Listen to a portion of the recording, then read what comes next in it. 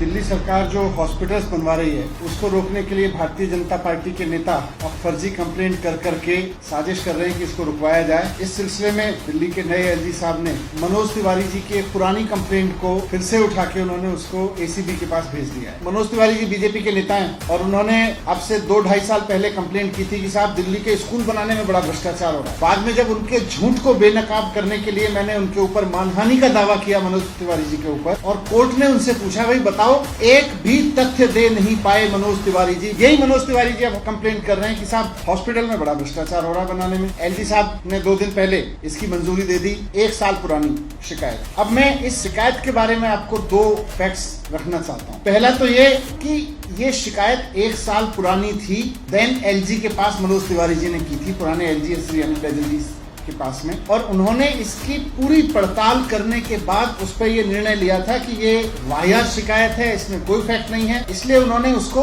आगे जांच के लायक ही नहीं समझा। अब नए एलजी साहब ने वापस इस शिकायत को फिर से उठाया और इसको एसीबी को दे दिया। फिर से कह रहा हूं कि हम किसी जांच से नहीं डरते, लेकिन आप प्रोसीजर तो फॉलो करोगे। प्रिवेंशन ऑफ करप्शन एक्ट कहता है कि इंजीनियर के खिलाफ, किसी भी अधिकारी के खिलाफ जांच के आदेश देने के लिए राज्य सरकार की मंजूरी जरूरी है। ये प्रिवेंशन ऑफ करप्शन एक्ट कहता है। लेकिन इसको वायलेट करते हुए एलजी साहब ने बिना राज्य सरकार से पूछे हुए सीधे उसको एसीबी को दे दिया। तो 2 ही चीजें हैं, या तो एलजी साहब पूरी तरह से अब ये है भाई भाजपा का कोई भी कार्यकर्ता दिल्ली के किसी भी काम को रुकवाना चाहता है तो शिकायत करो, हम एसीबी को देंगे। इंजीनियर बेचारा डरेगा, नीचे जूनियर इंजीनियर डरेगा, नीचे अधिकारी काम करने वाला डरेगा, वो काम करना बंद कर देगा। तो दिल्ली वालों के काम रुकवाने या तो एलजी साहब को, या वो प्रोसीजर के बिना ही सारी चीजें करना चाहते हैं। दिल्ली में अगर करप्शन रोकना है तो ये बीजेपी के गुंडागिरी करने वाले लोगों को छोड़िए सर, आप जनता से शिकायतें मांगिए और फिर देखिए एमसीडी, डीडीए, दिल्ली पुलिस कैसे ऊपर से नीचे तक भ्रष्टाचार में डूब के काम कर रहे हैं, आपको जनता बताएगी और उस पर जांच करिए। दिल्ली सरकार के डिपार्टमेंट में भी मांगे और वहां से जो शिकायत आए हम पूरा सहयोग करेंगे, हर एक की जांच करेंगे। लेकिन इसका मतलब ये नहीं है कि